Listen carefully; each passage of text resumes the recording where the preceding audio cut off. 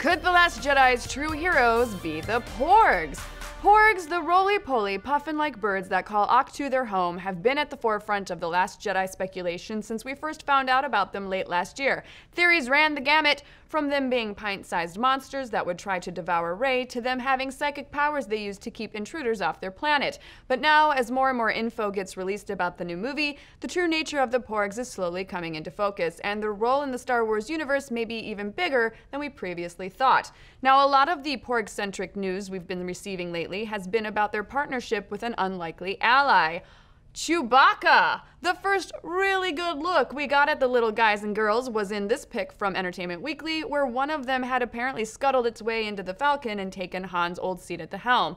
And, of course, there was this cover from an upcoming tie-in kids book titled Chewie and the Porgs, where a murder of Porgs can be seen following Chewie on a lazy Sunday afternoon trip to the old fishing hole. And in case you're wondering, yes, murder is the correct term for a group of Porgs, as Last Jedi director and creator of the Porgs Rian Johnson pointed out on Twitter. All of this has led fans to speculate that there might be a special connection between Chewie and his new feathered friends. Some have started to worry that special connection is via Chewie's stomach. Could he be chewing on some Porgs? Oh. In this pic, you'll notice that Chewie is in the same spot on the Falcon as the last one, but his Porg buddy is now mysteriously missing. Even more mysterious, that stray feather hanging from the Wookiee's lip. Is it possible that he let his hunger get the best of him and made a Life Day-sized banquet out of the Porgs? Let's face it, Chewbacca has never been a character known for his self-control, and apparently The Last Jedi will find him in a particularly bad place. According to Rian Johnson, Han's death has been hard on the big guy, and while he's resilient, he's still in pretty volatile shape when the movie begins. Pair that with the fact that it looks like Luke won't be the most hospitable host to Rey and Chewie, as you can see from the shot of them being forced to sleep outside by the fire. You have the recipe for a sad, hungry Wookiee, one who may end up throwing a Porg over that fire to fill his empty stomach and mend his broken heart. And as adorable as those things are, could Chewie ever really be so cruel as to turn them into a Porg poor boy?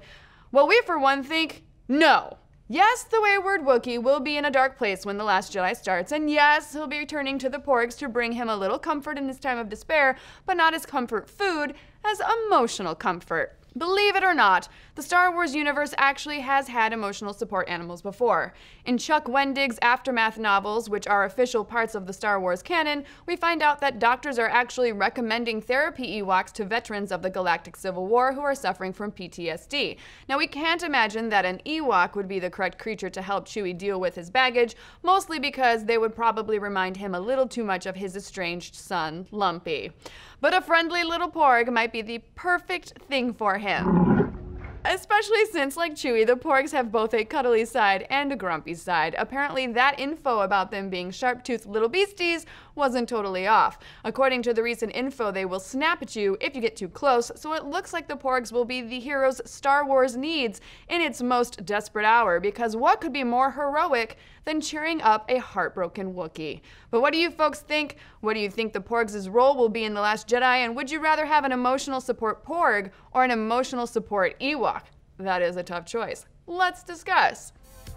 And do you find yourself living in simultaneous fear and awe of tech billionaire and possible evil supervillain Elon Musk? Then be sure to check out the latest episode of Muskwatch. Dan and Kyle break down all of the latest technology news from SpaceX and Tesla to the Hyperloop, along with his personal army of venomous bats. Be sure to check it out every Tuesday on Nerdist's YouTube and ProjectAlpha.com.